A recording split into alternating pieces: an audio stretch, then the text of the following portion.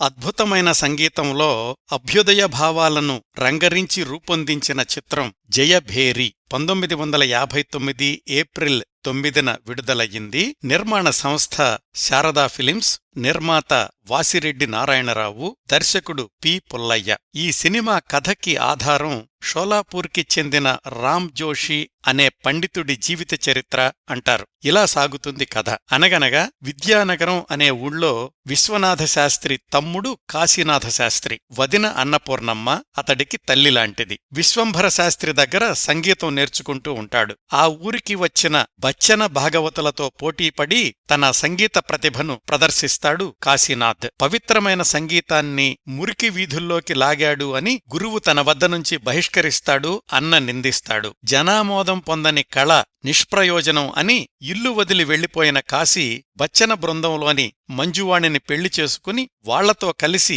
వీధి ప్రదర్శనలిస్తూ విజయనగరం చేరుకుంటాడు. అక్కడి మహారాజు కాశీనాథుని ప్రతిభను గుర్తించి సన్మానిస్తాడు. ఇది సహించలేని రాజనర్తకి కాశీనాథ్ని మధువుకి బానిసను చేస్తుంది. ఆ మత్తులో పడి మహారాజును కూడా ధిక్కరించే స్థితికి దిగజారతాడు కాశీ. అటు భార్యను కూడా నిర్లక్ష్యం చేయడమే కాక అప్పుల పాలవుతాడు. పాకుడురాళ్ల మీద జారడానికి అవధులుండవు. ఈ పతనావస్థ నుంచి కోలుకుని మళ్లీ పవిత్రమైన సంగీత కళకు కాశీనాథ శాస్త్రి ఎలా అంకితమయ్యాడు అనేది మిగతా కథ. ఈ చిత్రానికి మాటలు రాసింది ఆత్రేయ, పాటలు రాసింది మల్లాది, శ్రీశ్రీ, ఆరుద్ర, కొసరాజు, నారపరెడ్డి. సంగీతం పెండ్యాల. ఈ చిత్రంలోని పాటలన్నీ ప్రజాదరణ పొందినవే. ముఖ్యంగా రాగమయీ రావే, అనురాగమయీ రావే లాంటి పాటలు సినీ సంగీత ప్రియులకే కాక శాస్త్రీయ సంగీత ప్రియులకు కూడా ఇప్పటికీ ప్రీతిపాత్రమైనవే. ఈ చిత్రంలో ప్రధాన పాత్రలు కాశీగా అక్కినేని, మంజువాణిగా అంజలీదేవి,